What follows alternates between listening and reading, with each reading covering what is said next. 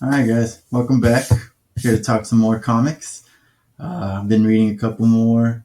Today we're going to go over Batman crossover, King in Black tie-ins, which with Black Cat and Captain America.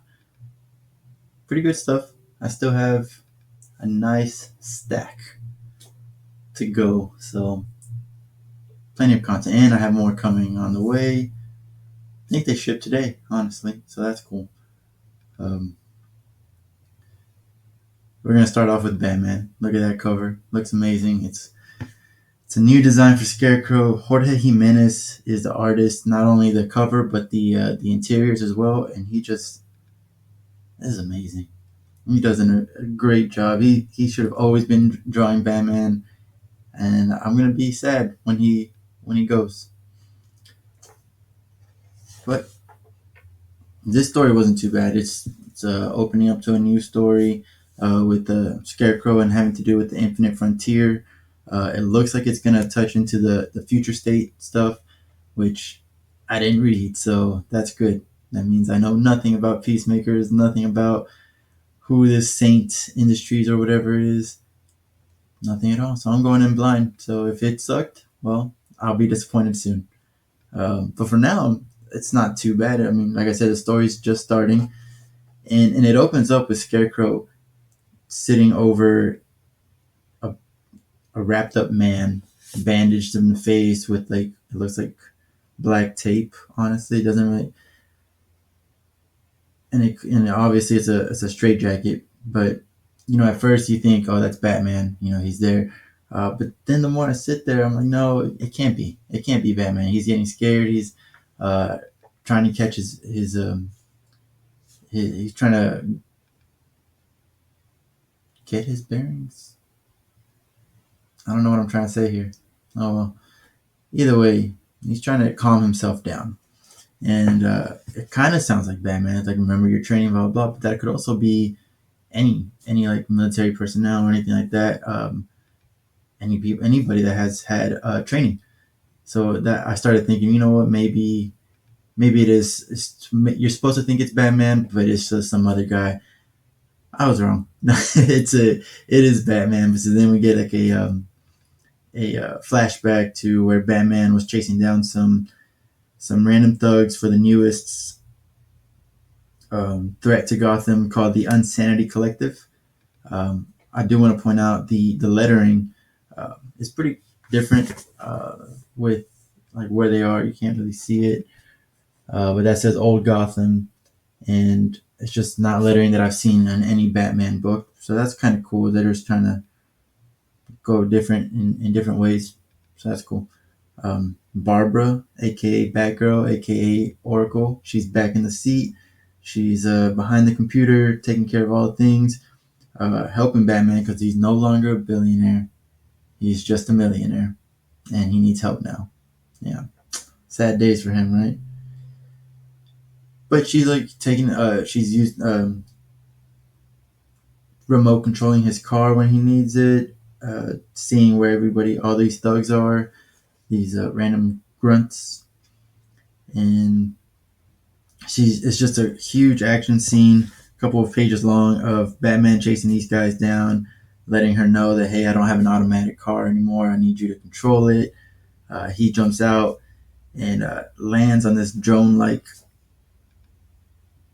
um, device, not device, but a vehicle, and he immediately intimidates the people there. Says, "Hey, you need to stop." The people that he stopped chasing, they thought they were going to get away with it for a minute, but then we remember Ghostmaker is here. He joined Batman in the last issue, which was 2 months ago, so it's kind of hard to remember. But he is part of the Batman team now, uh, and he's doing pretty good. He took them down easily, and Batman needs to remind him like, hey, no maiming, no killing. He's like, you're kind of holding me back, but I guess I'll follow your rules while I'm here. Um, so Batman's telling everybody, the thugs, that they need to bring that glider down. That's the vehicle I was talking about, and they're not listening. They're like, you're not in charge anymore. And this is what I'm talking about. Jorge Jimenez draws an intimidating Batman. He's like, stop it now. And that's beautiful. He needs to draw it. I hope he draws it for at least 40 issues. Excuse me.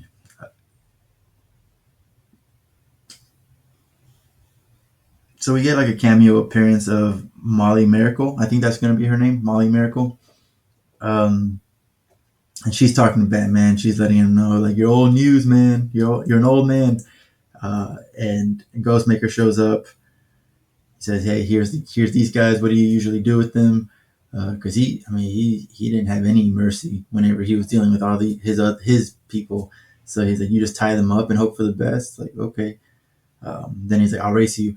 I don't really like the way Ghostmaker has kind of changed. Not truly changed, but he has changed his personality a bit. Like when he first showed up, obviously he was an antagonist, so he was more of a bad guy, I guess to say, towards Bruce. But now he's like a kid. And he's like, "Oh, I'll race you back to the Batcave. Oh, I bet you I'll beat you there." And just like just constantly that. And I get that that's their relationship is a back and forth. Who's gonna win this one? Who's gonna win the next one? But it's like, man, you guys are like pushing 40. Like, calm it down with that, with the whole competitiveness and stuff. But it's still cool. I do like it, but it needs to come down a little bit, right? And then we see Harley Quinn running across the rooftops of some building, and it looks like nobody called her, and she's just like, "Oh, everybody wants me to be good, but no one calls me when they need me," right? So I like the every time she cusses, instead of doing the whole number signs, at symbols, things like that, they just put a bunch of bats in the lettering. So that's cool. Once again, the lettering has been pretty different in this issue than normally, in a good way. Then we go to Midtown, where I don't know this guy's name, but the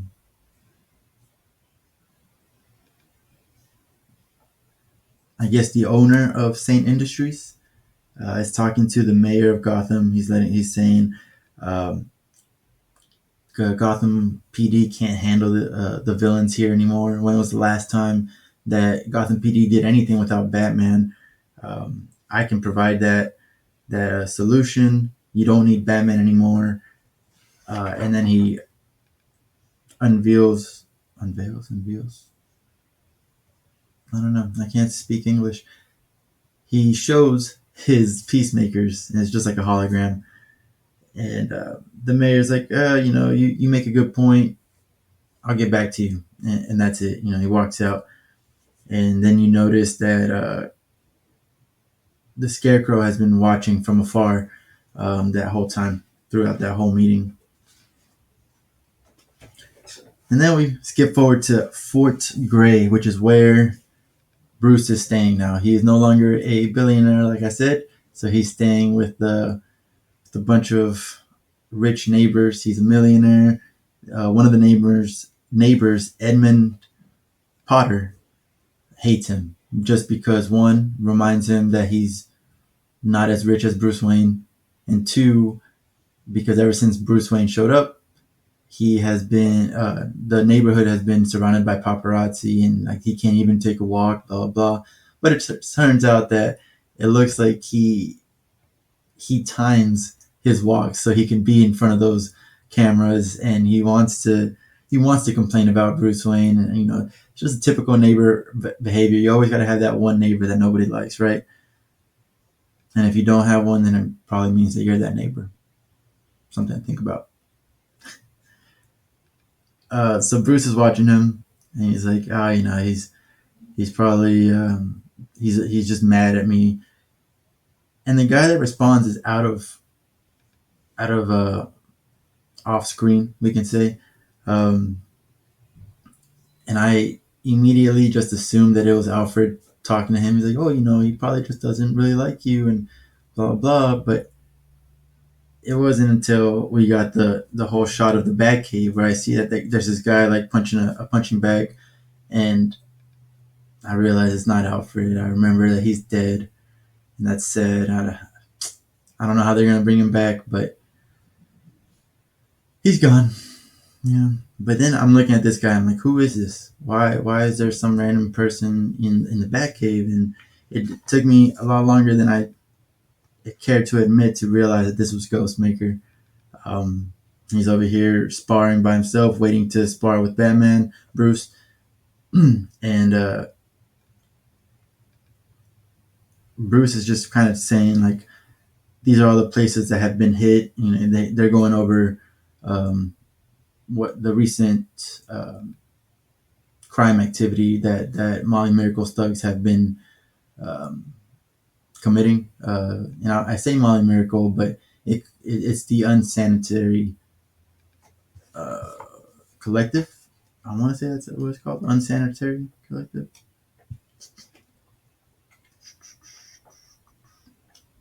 I don't know. 1 second. Unsanity. That's dumb.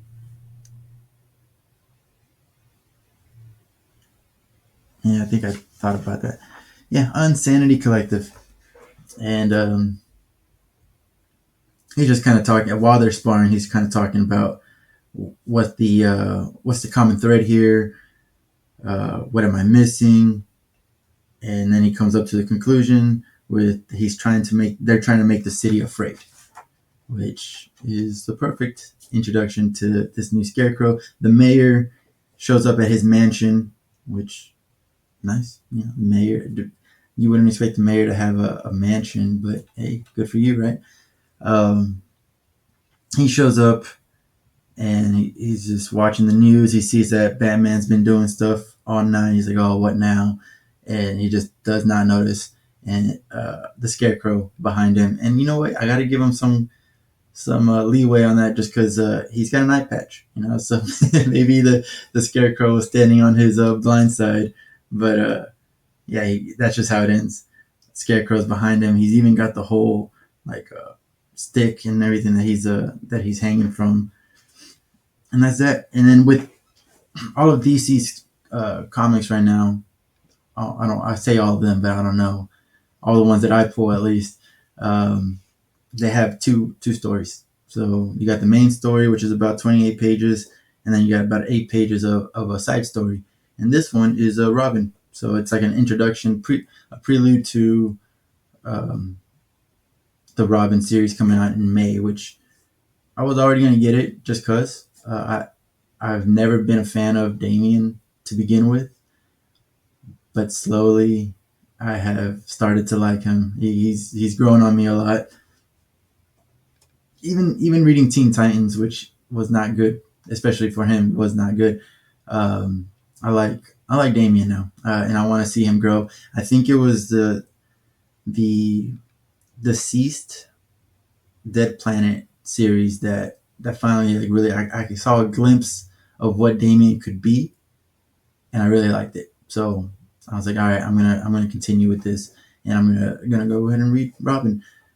And this is a prelude. So you just see there's far from Gotham in a rogue nation of Markovia, and you just see a bunch of bodyguards standing around this house building, and they get attacked.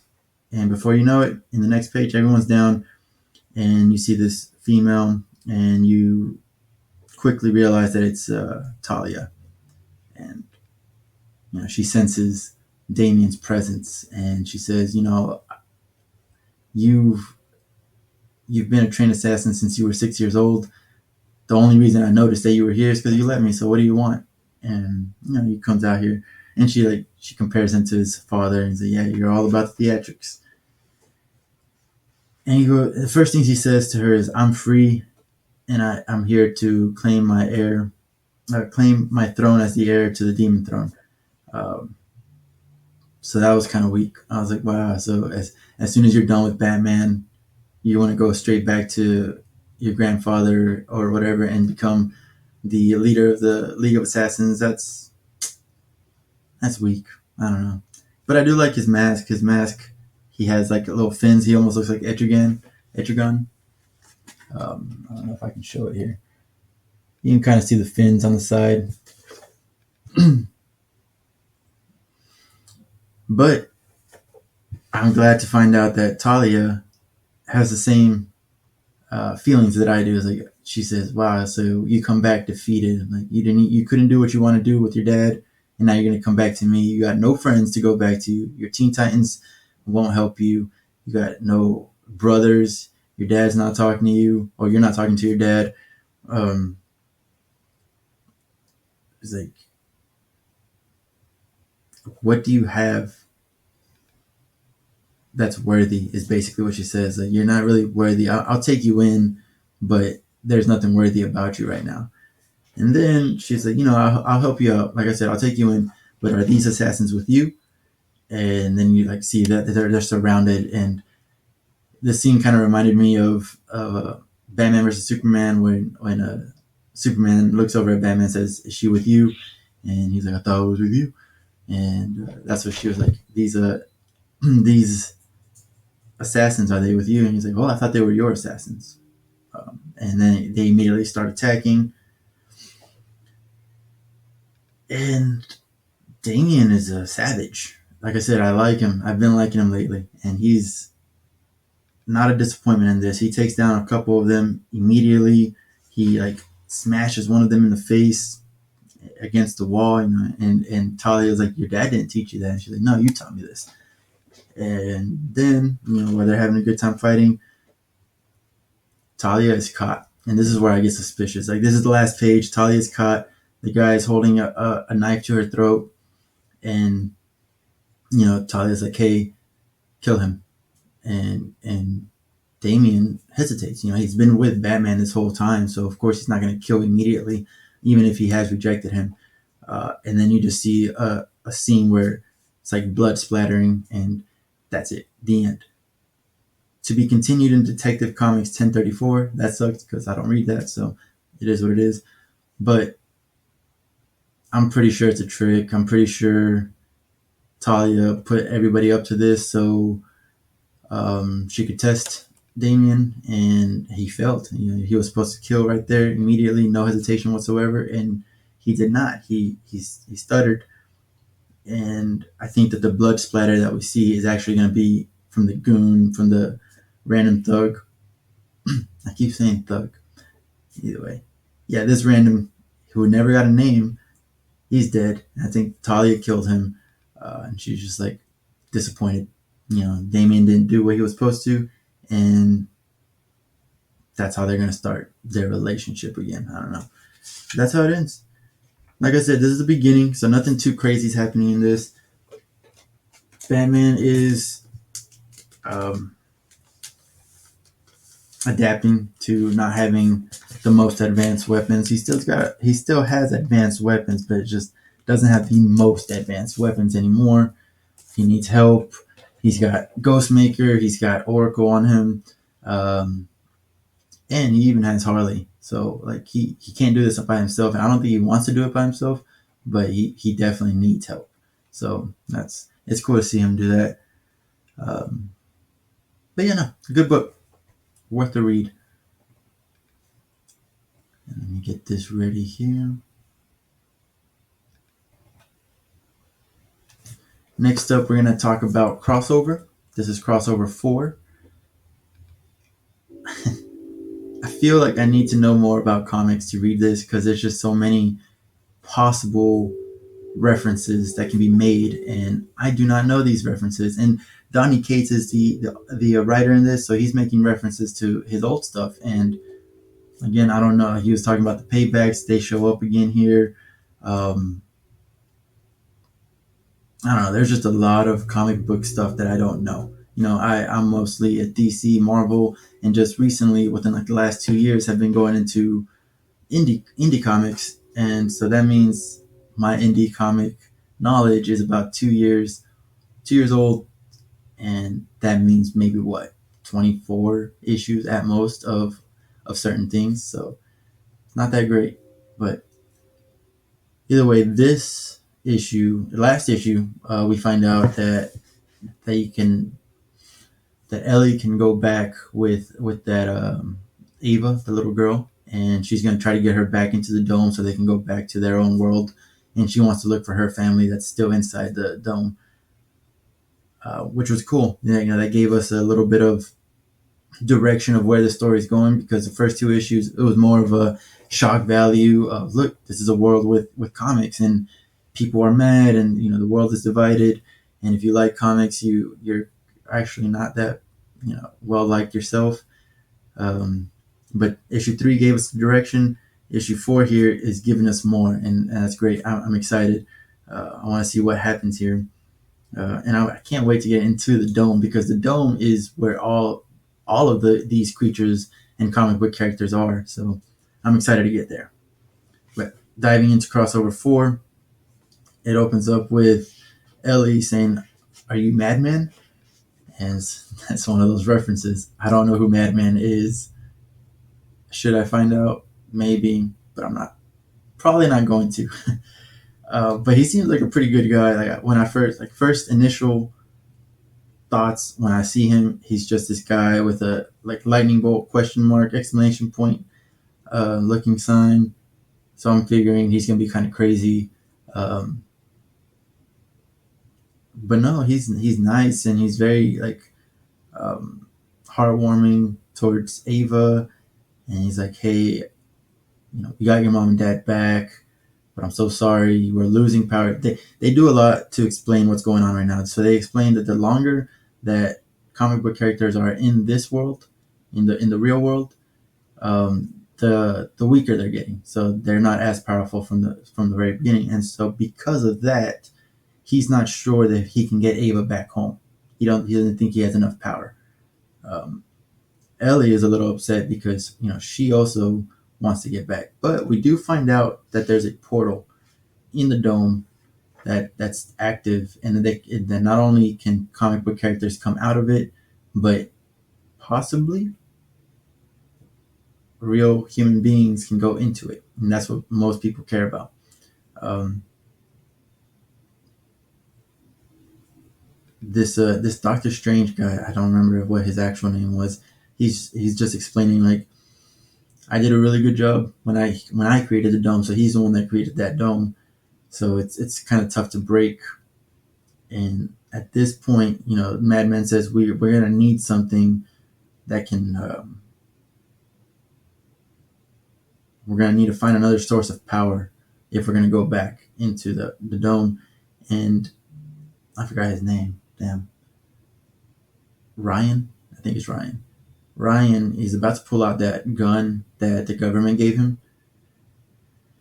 But Otto comes in and says, I think I have an idea. And so they just skip past that. And we get a flash back to Ryan's dad's house, the ministry compound. Um, and he's kind of like drinking, and you think that he's just drinking to himself and like blaming everybody for for his problems, just saying the government took my boy, blah blah blah. What am I gonna do about this? He's drinking. He's got blood on his hands, so it's like maybe he's been punching the wall or something. But then he grabs a bat and he says, "So join me for a toast to a random person. You don't know who he's talking about or who he's talking to." And then we see a chained up guy, and it's a comic book character. Well, I thought it was a comic book character, but now looking at it, every single comic book character has been pixelated. It has that half tone kind of look.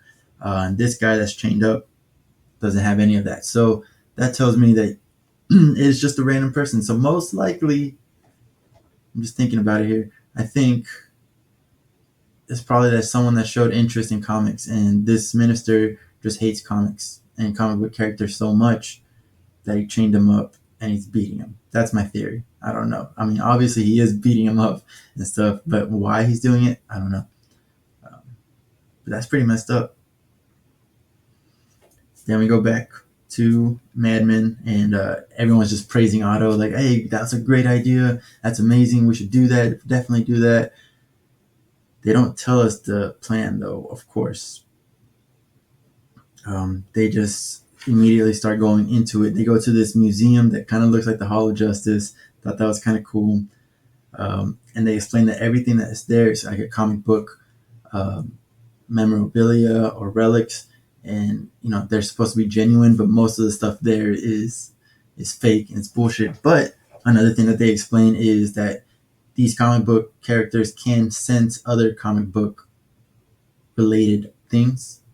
So if there's another comic book person around, they know. If there's an item around, they know. So like when they're walking through this museum, it's like fake bullshit, nope, not real. And but there is something here, so we need to. They're trying to find it. Otto is trying to say, well, while we're here, we might as well steal some stuff. We're already here to steal something, so why don't we steal some more stuff, make some money off of eBay, blah blah blah. And everyone's like, no. And I'm just like, let Otto have his fun. He's smart. He's thinking. But then this old lady comes out, and my spidey sense is coming. Right, I can feel it. I don't think that this old lady is trustworthy. And by the end of the issue, she kind of seems like she is, but I still don't trust her. I'm gonna just say that out right there. If anything happens, you heard it here first. But she leads them to an item that they want, but before they get to it, the museum security guards show up, and of course, guns come out. And as soon as there's a just a hint of powers, they just start shooting, and they don't care that it's a little girl with them and an old lady with them. It's just everyone's shooting, and then Madman is like, "All right, guys, I got this." And he's like, "Well, I thought you were depowered, so like, are you sure?" And he's like, "Yeah, I got this." And he goes out there and he beats 1, 2, 3, 4, 5 security guards with a yo-yo. It's not bad. That's pretty badass. Not gonna lie, that's mad, man. I said it. So then these guys are knocked out. They're like, all right, we should definitely keep going. Ellie is like, I feel like I know you, to the old lady that showed up. And she reveals herself to be Deanna Quinlan. If I'm supposed to know that name, again, I don't get that reference, but she reveals the Valifax, and it's this sword of all swords, blade of all blades. I don't know what the Valifax is off the top of my head, but they do give some backstory to it. And this little girl, who is the old lady, but in the backstory she's a little girl. She's playing around in the dirt with a fake sword. Her grandpa's there watching her, and she's like, "Can I actually play with the Valifax?" And he's like, "Yeah, I'll bring it out." And the sword starts talking to her. He's like, "I'm not a toy. I am the blade of all blades. I've been in all sorts of wars." Just spewing some stuff about his history, or its history. But then at the end of it, basically, as a little girl, she's upset because he kind of just lectured her, and she just wanted to play. The grandpa was like, "You really don't know how to talk to little girls." And then we go to I don't know his name, the government official who gave that gun to Ryan is talking to the president, and the president says, "Go ahead and launch it." And so I'm assuming that he wants to just nuke the dome, and this guy doesn't want that to happen. But if Ryan doesn't do something soon, that's most likely what's going to happen. I mean, like I said, I don't know 100%, but I think that's what it is. He's going to nuke this dome. And then you just see some comic book characters on like an experimenting table with a bunch of doctors surrounding them, like they are doing some kind of surgery, and it's a little nasty. But that's the end of that chapter. Sorry, I'm just making sure I didn't miss anything. Yeah, no, it's a good story. And like I said, it is finally getting us a little bit more into what is going on. An actual storyline. We get like an end goal. So like now we're hoping that Ellie and Ryan and Otto and Ava and the Paybacks and Madman we're hoping that they can make it to the dome, that can make it to this portal, and I want to see what happens at this portal. I want to see, can they go in? If they do go in and they go back, do they get their powers restored to the full effect? How does that work? So yeah, no, I didn't even realize I had that many questions until right now. Uh, but yeah, no, solid issue in the sense of it does get me to excited to read the next issue. Um, but if you're judging on what actually happened, there's not much action. Just madmen taking down some security guards. That's good enough for me. Black Cat number 3. It's a King in Black tie-in, but it is part of its own series. Black Cat number 3, man, it really does give you a great insight into who Felicity Hardy is. Felicia Felicia Hardy is. She is being tempted with everything, anything she's ever wanted. Um, as long as she says yes to this old chaos magic, and in the end, spoiler, she doesn't take it, and that's impressive. That's just in general, that's impressive. Someone decides to tell you like, hey, anything you've ever wanted, you can have, and she said no. It opens up with her because like in the last issue, she's got that stick, the magic stick, from the world tree. The I can't. First of all, I can't pronounce it. Second, I can't even remember. It's like a Ygrasil, Yggdrasil or Yggdrasil. Um, but it's a stick that Doctor Strange has that connects him to the world tree, which is a source of creation, the magical source of creation. So it's very powerful. But it can't come into this world without a willing host. So when she grabs it outside, she has power. She's powered up. She's got this whole new suit. It's golden. She's just fuming with power. And she's got a bunch of symbiote dragons coming toward her, so she needs that power. But inside, she's talking to this person, and it looks like Fox, who is someone that she knows. And he's like, "I'm not Fox. I just took this form that would be familiar to you, so you could be comfortable." Just like a lot of other things, right? Like, I think Contact, that movie, that old movie. Either way, it's very, very familiar thing to do. But he's explaining that I'm magic. It's old magic. It's wild magic. It's chaos magic, and I need you to say yes to me, so I can, one, I can give you everything, and two, I can go out into the real world and flex my magical muscles, basically.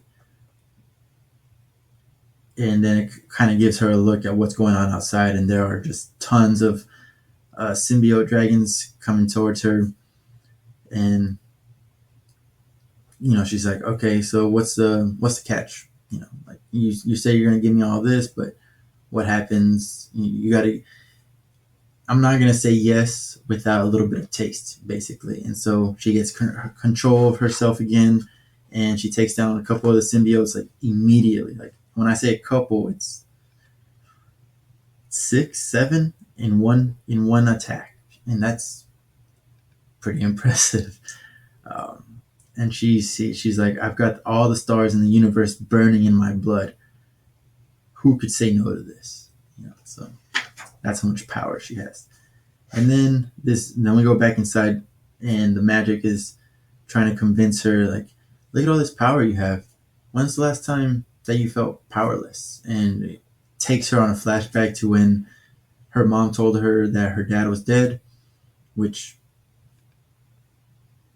he didn't actually die, but it was a trick because he didn't want to pay some money or something. But when she thought he was dead, she felt powerless that she couldn't help her mom, right? And then he's like, "When's another time you felt powerless?" And shows her a time when the owl and Doctor Octopus got in a fight, and she got caught in the middle, and it's showing her get beat up pretty badly. And she's like, "Yeah, I remember exactly what's happening there. And then we go back outside. Doctor Strange wakes up. He was unconscious from the last issue because he did get caught by Null, and he was just rescued by Black Cat, and he's just now waking up. And my favorite boy, Bats, the ghost dog, shows up, and he's like, "Well,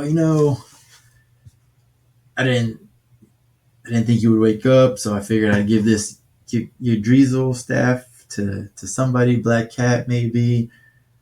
I just we figured we needed a Hail Mary, so I wanted to help."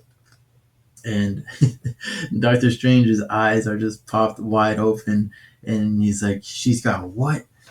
And he does not have any faith in her. He's like, "We're about to die. Uh, there's no faith in Felicia Hardy."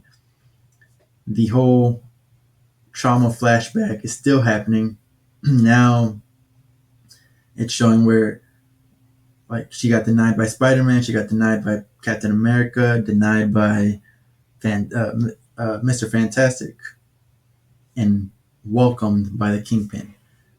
When she was trying to be good, Kingpin kind of made her the mafia boss. I'm assuming. I don't really remember reading any of that, but from what it sounds like, that's what it looks like. Um, Outside, she's starting to like kind of show that she's losing her power. She's just going crazy. She is just fighting off the symbiote dragons for now, So, but Doctor Strange explains, she is channeling the raw power of creation, which is an utterly amoral and destructive as a hurricane. So he is scared, and rightfully so. And then finally, this magic inside Black Cat shows Venom attacking Black Cat, which was the last time that we see her kind of down. So, in conclusion, the magic says here's the three doors that I have for you. In door number one, I give you the total annihilation of all your enemies. Door number two, I'm going to give you the Infinity Gauntlet, which means you can do whatever you want. And it shows Captain America, Professor X, Doctor Doom, and Black Bolt just bowing at her, giving her money. And then also in the background, you see her mom and dad are alive and well, and she's pretty much caught up. She's not denying it. She's probably about to say yes, and then this is when magic messes up and says, "I can give you love." And she's sitting on a throne with all her exes. You got Daredevil, Spider-Man, and I don't know who the rest of these people are, but basically saying you can have everyone love you. And she snaps out of it. She's like, "You messed up. You're done messed up." And as she's about to attack the magic, he's like, "What do you mean? Like I offered you everything." And she said, "Well, what you offered me was ashes. Like, did you really think that I would make someone love me with magic?" And then she slashes, and that's it, done. And that was her way of saying no. She did not give in to the temptation, and Doctor Strange is just completely floored. He's like, this is that would be impressive for someone who has been training their whole life for it, but for someone who just is uninitiated, like, what did it offer you? And she's like, everything. And he's like, I'm impressed. I thought you were gonna kill us all. And then then we see some more symbiote dragons coming, and she asks Doctor Strange to send her crew away, which they do. They go away to a safe spot, which really there is no safe spot right now because currently the whole world is under attack by Null. So not really any safe spots. But they go away, and I cannot tell if she still has power because she's kind of glowing. And I guess I can look into King in Black 4 to kind of see it, but she's glowing with her claws, and I don't know if that's something from her suit or if she still has some residual power from the staff. But that's how it ends. They're about to go into a fight. It's nice. I thought it was great. It was a great story, and it really gave a good insight to who she is and how she feels about love, and how she's probably been burned that way once or twice. I'm not 100% sure, but made me respect her a little bit more. And I had already had this in my pull list just for this, and I was gonna drop it, and then I was like, oh, you know what? I'll give it the first arc. But after this issue, damn. After this issue, I was like, yes, I'm definitely keeping this in my pull list, and I can't wait to read the actual story. That's not a King in Black tie-in. I completely forgot to remove this cover here. That's fine though. We're gonna change it now to the next book. This is the last one of the night. Wow, I'm going through these pretty quick. Captain America, King in Black. This is number one. When I saw this, I just thought, okay, we're gonna see what Captain America is going through. He did get swallowed up in the main series, and so maybe it's just what he went through when he was swallowed up, right? That's what I thought, but I was completely wrong, and I didn't even think. There's been so many Captain Americas that I didn't even think that we would be talking about Falcon and Winter Soldier, but that only makes sense. Not only is there Disney Plus channel, a new series with Falcon and the Winter Soldier, but they have been Captain America, so it only makes sense to talk about them.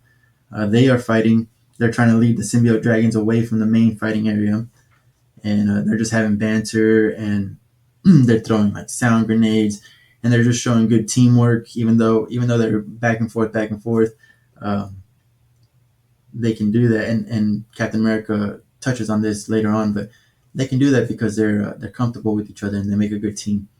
Um, but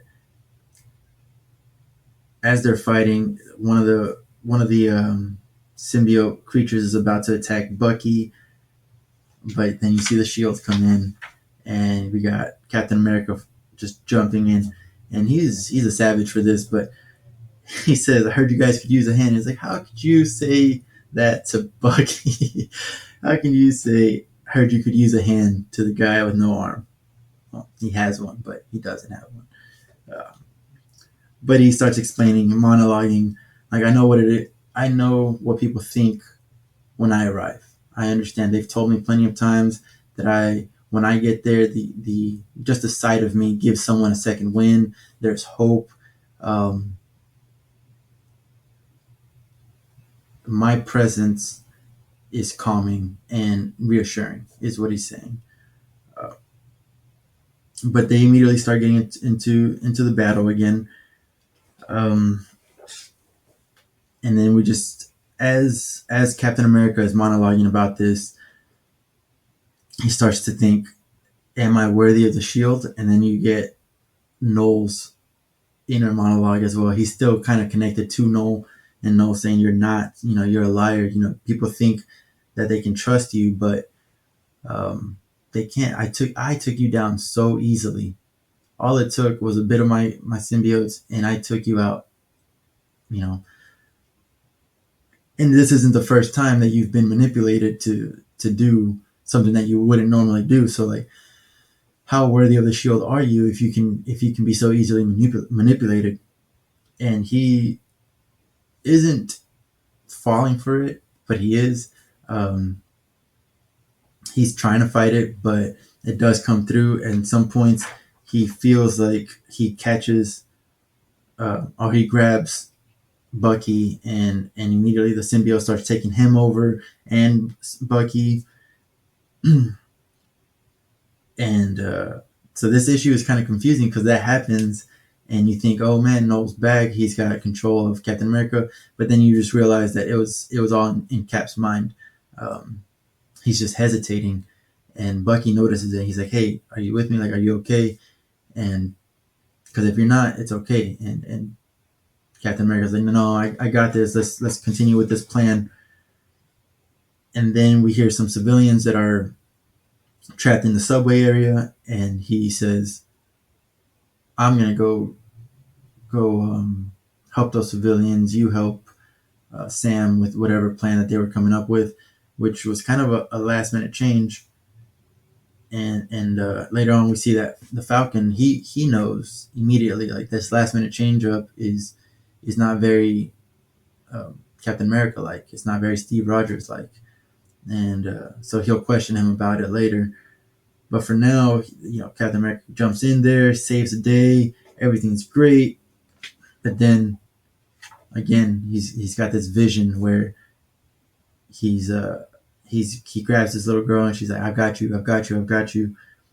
And Noel says, like, you can repeat that all you want, but you don't got her. You don't have yourself. And he gets taken over again. He sees a vision of the girl being taken over, and they being killed by Noel. And then he wakes up again, and again, Bucky and Sam are noticing this. They try to give him an out, like, "Hey, are you good? Like, it's fine if you're not." When he first showed up, they did say, like, "Surprised to see you out here. You did just get swallowed by Noel. It's okay to take a break." He's like, "No, I'm fine." So civilians are getting saved. Bucky helps them out, and he even goes as far as saving the little girl's what's it called, the doll. And this is when Sam confronts Steve, and he's like, "It isn't like you to waste seconds." And so Steve Rogers immediately is like, "Yeah, Sam knows me pretty well, um, but I can't show any weakness right now. I have to continue going. So let's continue with the plan." He's like, "I'm fine. Let's do this." And so they go with the plan where Sam goes up into the air and just like releases just so many explosions, and he's putting himself in jeopardy here. And this is why he doesn't like this plan, because he's the only one in danger, really. Um, and then another flash. Like, so while I'm reading this, I'm confused because I can't tell. It starts to get a little easier to tell when it's a null vision and when it's actually happening. But here, when you're in the middle of it, it's kind of tough. But here's another flash where uh, Steve Rogers sees himself throwing the shield at Sam Bucky's head, and Sam Bucky at Sam's head, and Sam's like, "Hey man, that didn't feel like it was a miss." And he Steve Rogers reaches out his hand to help him up, and he says, like, "Because it wasn't a miss." And then you see that he's got like the whole symbiote on him, and then he wakes up, and Sam is still in the air. He's like, "Hey, I need help, I need help." Steve is hesitating, but then he says, "All right, stop hesitating, stop thinking, just do it." And by instinct, he does everything right. He picks up the sound grenades, he sets them off where they need to go, he takes care of this enemy, and he does what he needs to. But they still somehow fall through from the streets into the subway tunnels, and the civilians are fine. Bucky and Sam, a little bruised, but they're fine. And then you see Steve Rogers is kind of just laying there, but he's reaching for his shield, and he has one final vision where he's finally taken over by Noel again, and he kills everybody. All the civilians are dead. Bucky is dead. Sam is dead, and he's just him and Noel are just standing over everybody. Um, and then while he's reaching for that shield, it's a pretty good moment where Sam and Bucky, both of them, they grab the shield and they hand it towards him, and they say, like, "Don't worry about it, we've got you." And he's like, "No, no, I mean," and they're like, "No, we get it. It's not the first time anyone's messed with our minds. We know a thing or two about that. Um, you got to understand, and you have to believe that you are stronger, and you always have to be stronger. Um, and that's all the pep talk that Cap needed, which was pretty good, just because no man is an island, you know. So having that backup and having that support from them really helped him out. One of the things that Bucky said is that those voices never really go away. So Noel's voice really won't ever go away. But immediately, Steve was like, "Nope." After that, I don't. I'm not hearing his voice. I hear my friend's voice. I hear the voice of support. And they stand up for one final fight. He goes in, takes down some symbiote dragons. They save those civilians from the subways, and that's that. And it ends with Cap saying, "All right, it's time to get back to the fight." And the end. And I'm pretty sure that's it. Like that's going to be it. There's not going to be a second issue for Captain America, King in Black #2. Um, Pretty solid, pretty heartwarming for Cap. I think that was a good book, and happy to have it. Happy to have read it. And I did want to talk about one last book that I didn't have the picture ready for or anything, so we're gonna leave Captain America here. But King in Black Handbook. This was $6.99. Not too bad. I was like, yeah, like I like the handbook, that guidebook. So DC's Death Metal series, they had a guidebook, and I was like, it was a bunch of stories about how the world got to where it is in its current state. So I figured this is kind of the same thing. We're probably gonna get some side stories of Venom, side stories of Noel, maybe his journey towards Earth. You got Carnage in the cover. Scream. I figured we can even get a story about Dylan. I don't know. It'd be cool. It'd be nice. So I bought it. This is an encyclopedia. This is this is basically one of those, yeah, Marvel encyclopedias, the DC encyclopedia. All it has is like characters, their power levels, their strength, their intelligence, endurance, um, a small description of who they are, origins, secret identity if they have it. It's just that's it. I'm pissed I'm not pissed that I bought it. I'm happy to have it, and I'm buying all the King and Black tie-ins and all that stuff. But I'm not reading this. Like, I don't know. I don't feel like the need to read it. But I'm mad. Why? Why didn't you let us know what was in it before you say anything about, oh, why didn't you look at it before when you bought it? I bought this online. I get all my comics online and I get them shipped. So I didn't get a chance to see this until it was too late. So if you don't want to read an encyclopedia, don't worry about this. If you do, it's pretty cool. It's got everything that has to do with Noel, Venom, symbiotes, anything like that. It's in here. So if that's what you like, then yeah, go for it. But not for me. That's it. I don't really know what I'm gonna go over next. Because the next thing is a King in Black No More. I'm probably not gonna talk about that just because it's Namor.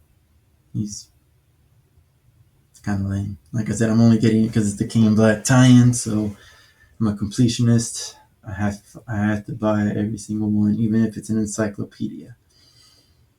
But I hope you enjoyed the show.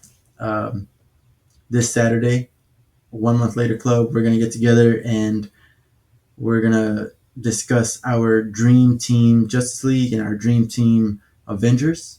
Um, Basically, we're all gonna make our own teams from any era. Anyone you want. It has to be 7 on each team.